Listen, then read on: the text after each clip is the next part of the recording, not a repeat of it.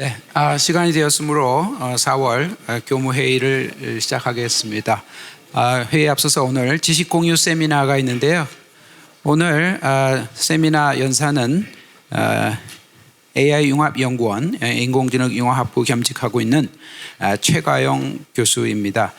최가영 교수님은 2023년 고려대학교 의용전자공학으로 박사학위를 받으시고요. 이후 캐나다 맥길 대학교에서 박사후 연구원을 하시다가 지난 3월 1일에 우리 대학에 신규 임용되셨습니다. 현재 학내에 있는 다른 교수님들과 연구재단 과제도 수행하고 계시고요. 오늘은 Unlimited Artificial Intelligence in Healthcare AI plus X라는 주제로 강연을 해주시겠습니다. 박수로 맞이해 주시기 바랍니다. 네, 교무처장님 소개해 주셔서 감사합니다.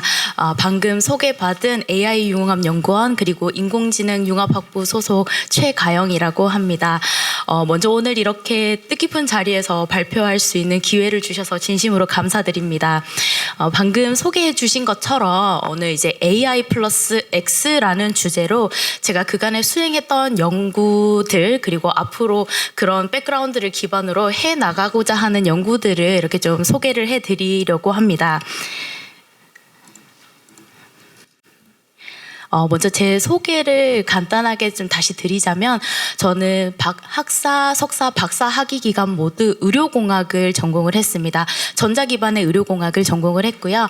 그래서 이제 대표적인 연구 분야로는 이제 인공지능 기술을 기반으로 다양한 유형의 생체 신호를 해석하고 이를 기반으로 한 이제 헬스케어 어플리케이션 개발과 좀 관련이 있습니다. 제 주된 연구 분야를 크게 한 4꼭지로 좀 구분을 해보았는데요. 관련해서 하나씩 좀 소개를 드리도록 하겠습니다.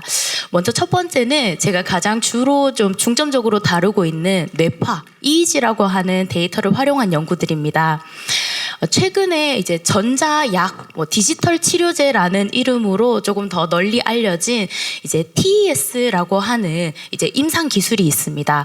해당 기술은 이제 한 0.5에서 2mA 정도의 약한 전류를 두피 표면에 인가해서 이제 뇌 기능을 조금 향상시키고 이제 저하된 운동 기능이나 인지 기능을 끌어올리기 위한 임상적인 도구로도 많이 활용이 되고 있는데요.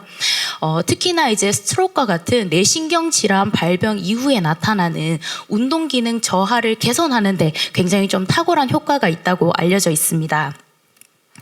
네, 이런 이제 TES를 인가를 하기 위해서는 이제 최적의 자극 위치를 좀 찾아야 하는데요. 주로 이 모터 핫스팟이라고 하는 위치를 찾아서 전기 자극을 인가를 합니다. 근데 이 모터 핫스팟이라는 게 개개인마다 위치가 좀 다 상이합니다. 그래서 이 TMS라고 하는 별도의 장비를 전문가가 활용해서 짧게는 10분, 좀 길게는 30-40분까지 이 개개인의 모터 핫스팟이라는 위치를 찾고 해당 위치에 전기 자극을 인가하는 재활 프로세스를 좀 활용을 하는데요. 그렇다 보니까 이 좀 고가의 그리고 좀 덩치가 큰 TMS 장비가 필요하고 이를 기반으로 한 좀 주관적인 판단을 할 수 있는 전문가의 개입이 필요합니다. 근데 아시다시피 이제 뇌졸중 환자들은 이 운동 기능이 많이 떨어져 있기 때문에 병원을 내원하는 행위 자체가 좀 굉장히 번거롭고 힘든 일이 될 수 있습니다.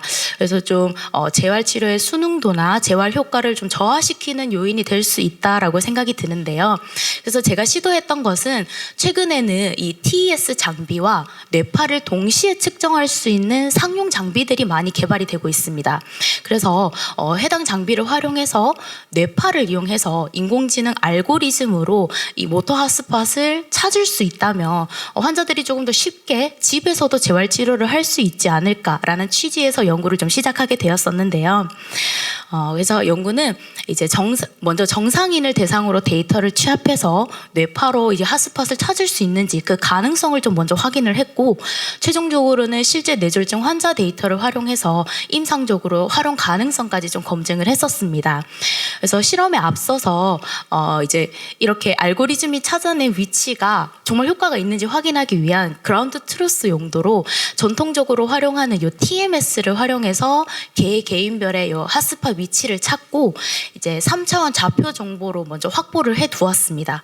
그런 다음에 이 간단한 손 움직임을 수행하는 동안에 뇌파 데이터를 취득을 했는데요.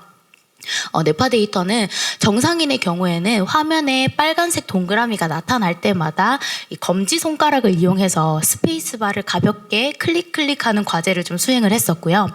환자들에게 이 패러다임을 그대로 좀 적용을 하려고 했는데 이게 환자들의 중증도에 따라서 이 미세한 손가락 컨트롤이 힘든 경우들이 좀 덜어 있었습니다. 그래서 조금 더 간단한 패러다임으로 대체를 해서 손을 가볍게 쥐었다 펴는 과제로 좀 대체를 해서 실험을 진행을 했고 이렇게 획득한 이제 뇌파 데이터를 일련의 이제 전처리나 신호 처리 과정을 통해서 이제 다음에 보이시는 CNN 모델에 이용해서 학습을 하고 이제 테스트를 수행을 했습니다. 결과가 조금 재미있게 나타났었는데요. 이 의료 분야에서 인공지능을 활용하는 이점 중에 하나는 앞서 잠시 제가 간략하게 소개를 드렸지만 이런 일련의 프로세싱 과정들에 있어서 이 전문가의 개입이 항상 필요합니다. 주관적으로 판단하에 이제 노이즈가 잘 제거가 되었는지 적절한 특징이 추출이 되었는지를 판단을 해야 되는데 이런 일련의 과정들을 좀 알고리즘에게 위임을 할 수가 있습니다.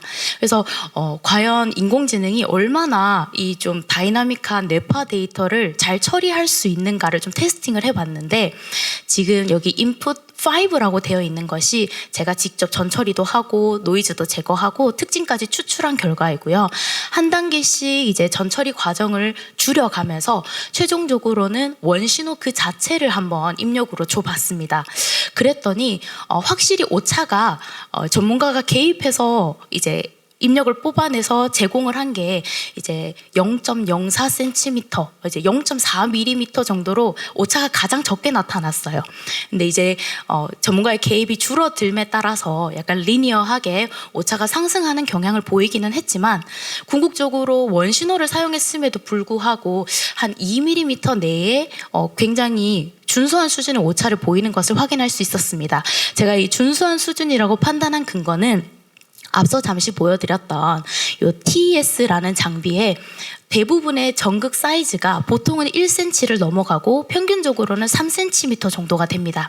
그래서 이 상용화된 전극 사이즈를 감안했을 때 지금의 한 0.2cm 정도 되는 오차는 충분히 이 장비적인 특징으로 커버할 수 있는 오차라고 판단해서 충분히 프랙티컬한 측면에서 원신호를 사용해도 충분히 가능성 있는 결과를 얻을 수 있겠다라고 판단을 했었고요. 그래서 해당 이제 메소드를 기반으로 실제 뇌졸중 환자에게도 적용을 해 보았는데요. 실제 환자 데이터를 적용을 했을 때에도 이제 운동 영역 주변에 한 5개의 전극만을 사용했음에도 불구하고 2mm 이내의 오차를 보이면서 충분히 임상적으로도 활용 가능한 수준이다, 활용할 수 있겠다라는 긍정적인 결과를 좀 확인을 했습니다. 그래서 이런 알고리즘을 사용한다면 앞서 잠시 보여드렸었던 이런 이제 EEG와 TES가 통합된 이제 포터블한 장비들을 활용해서 환자들이 굳이 매번 병원에 가지 않더라도 집에서 좀 쉽게 홈 베이스드 트리트먼트를 할 수 있는 재활 환경을 제공해 줄 수 있는 연구가 되지 않을까라고 생각을 했고 해당 연구는 현재 이제 거의 파이널 리비전 단계에 있습니다. 근데 앞서 보여드렸던 것처럼 이제 의료 분야에서는 사실 양질의 데이터를 취합하는 게 상당히 조금 어렵습니다. 뭐 병원과 콜라보를 하면 환자 데이터를 확보하기가 용이하기는 하지만 이제 좀 빅데이터를 확보를 함에 있어서는 이제 병원 내부의 보안 규정이나 또 다른 장비들을 사용하고 측정하는 측정자의 뭐 이런 차별성 때문에 좀 균질한 퀄리티의 양질의 데이터를 확보를 하는 게 항상 좀 이슈로 대두가 되고 있는데요. 앞서 제가 사용했었던 연구에서도 정상인 데이터는 정상인 데이터 따로, 환자 데이터는 환자 데이터 따로 이렇게 좀 구분을 해서 연구를 수행했었습니다. 그렇다 보니까 사실은 정말 좀 제너럴한 모델을 만드는 데 있어서는 좀 리미테이션이 있다고 생각을 했어요. 그래서 좀 고안하게 된 게 정말 실용적인 AI 모델을 만들기 위해서는 환자 데이터의 수가 좀 적더라도 좀 잘 동작하는 모델이 있어야 되지 않을까 해서 착안을 해서 좀 상대적으로 취합이 용이한 정상인 데이터를 가지고 잘 학습된 프리트레인드된 모델을 만들고요.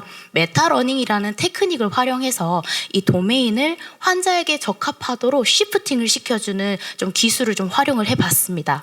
그래서 여기서는 정상인 데이터로 모델을 좀 잘 만들어서요. 이제 논리지를 트랜스퍼를 시킵니다. 환자에게 적합하도록. 그랬더니 이 논리지 트랜스퍼 테크닉을 쓰지 않았을 때에는 요거는 앞서 소개드렸던 핫스팟을 찾아가는 그 알고리즘을 그대로 적용한 건데요.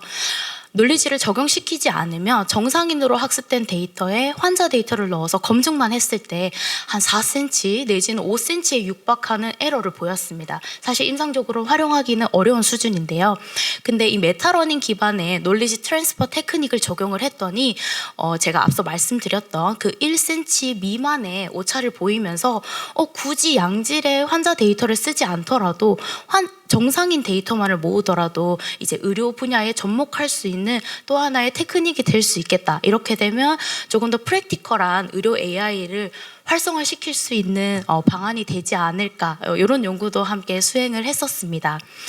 그 외에도 이제 요즘에 전자약이라는 게 좀 많이 각광받고 있다 보니까 이 파라미터를 어떻게 하면 개개인에게 조금 더 옵티마이즈 되게끔 제한할 수 있는지 뇌파를 기반으로 신경생리학적 근거를 바탕으로 해서 가이드를 제공하는 연구들도 좀 수행을 하고 있고요. 아직 진행 중이고요. 그 다음은 조금 더 상용화 측면에서의 연구들입니다. 사실 뇌파나 심전도는 굉장히 이렇게 좀 거추장스러운 장비들을 부착을 해야 됩니다. 포터블한 장비들이 이렇게 많이 개발이 되고 있기는 하지만 요즘에 뭐 스마트워치 같은 웨어러블 디바이스들을 고려를 한다면 이런 형태의 장비들도 사실 저부터도 별로 일상생활에서 쓰고 싶지는 않을 것 같습니다.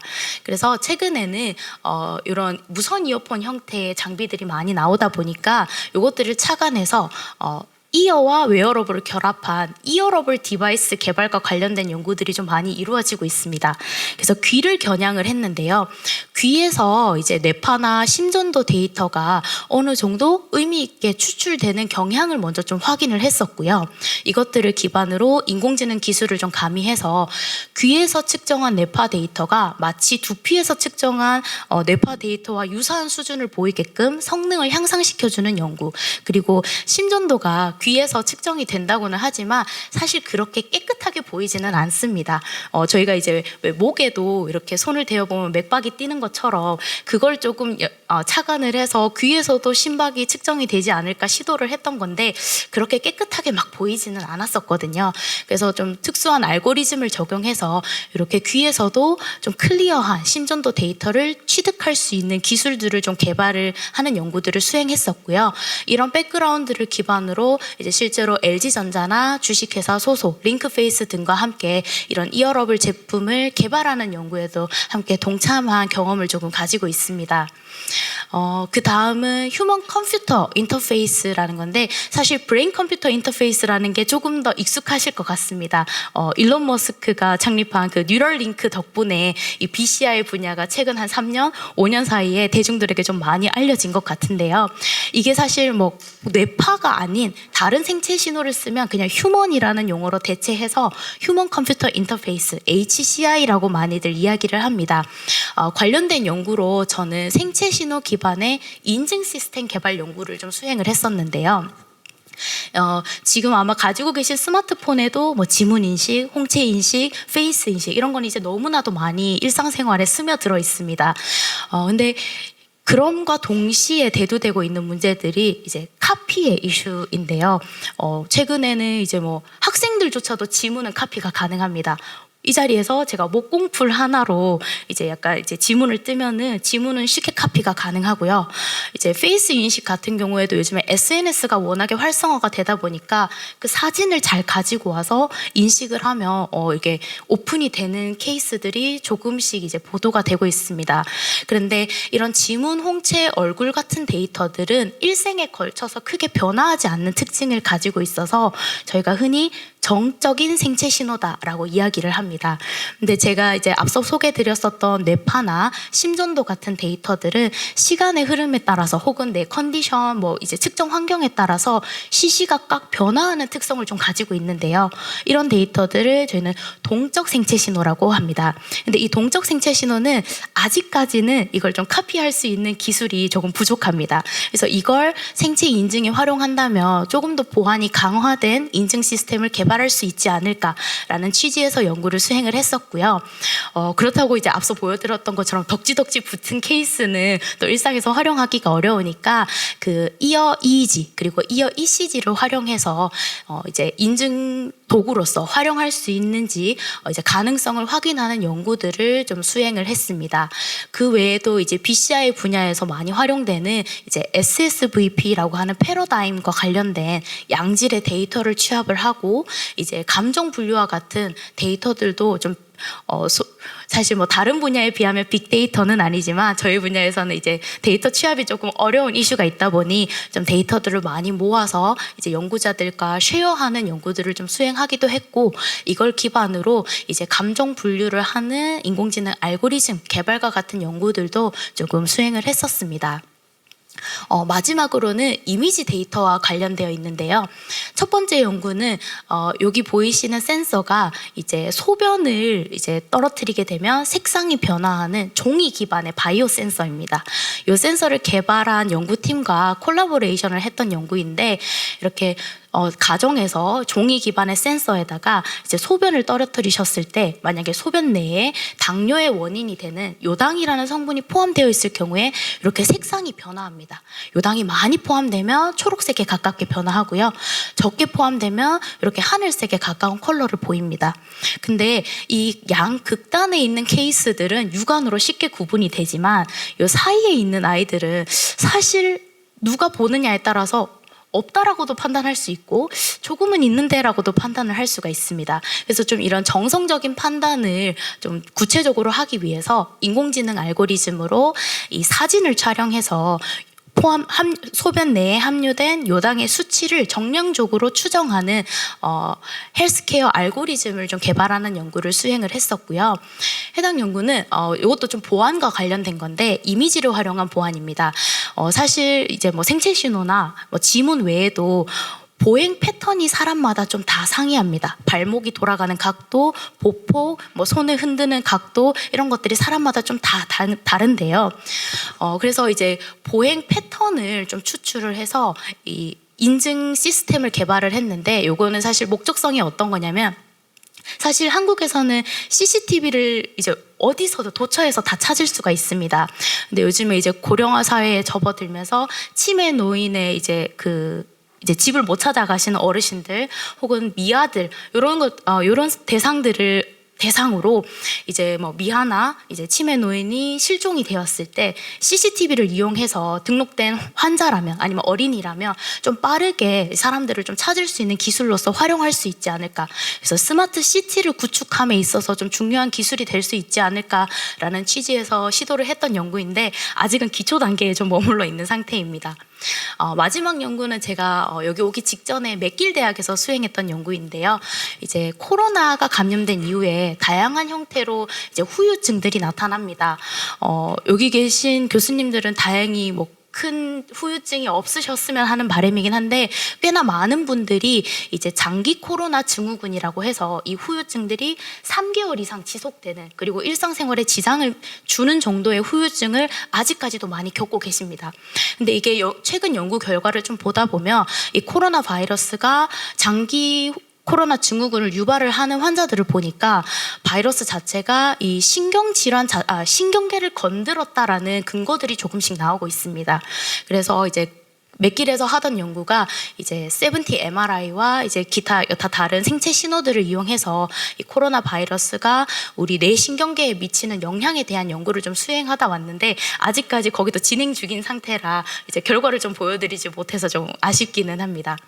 그래서 저는 이제 조금 정리를 해드리자면 뭐 인공지능 기술을 막 중점적으로 막 개발하고 막 성능을 높이고 이렇다기보다는 다양한 유형의 도메인을 가지고 AI를 접목하는 연구들을 수행을 해왔고 앞으로도 이 도메인을 조금 넓혀가는 데 집중을 하고자 합니다. 아무래도 요즘에 AI 기술이 정말 모든 곳에서 활용되고 있기 때문에 제가 어느 특정 도메인에 얽히지 않고 이 AI를 다양한 분야에 접목시킬 수 있는 좀 가교의 역할을 할 수 있는 연구자가 되는 게 제 일종의 연구자로서의 꿈이기도 하고요. 이런 연구 경험을 바탕으로 앞으로 이제 한림의료원 그리고 학교 내에 많은 교수님들과 함께 이런 이제 생체신호 관련된 연구는 물론이거니와 이제 인문사회 분야 뭐 기타 다른 저와 좀 다른 전공을 하시는 교수님들과도 긴밀한 소통을 통해서 저의 도메인도 좀 확장을 시키고 이제 AI 기술이 필요하신 교수님들과 긴밀한 협업을 할 수 있는 기회의 장이 될 수 있었으면 좋겠습니다. 그래서 혹시 관심 있으신 교수님들은 언제든지 연락 주시면 기쁜 마음으로 찾아뵙도록 하겠습니다. 네, 긴 발표 들어주셔서 감사합니다.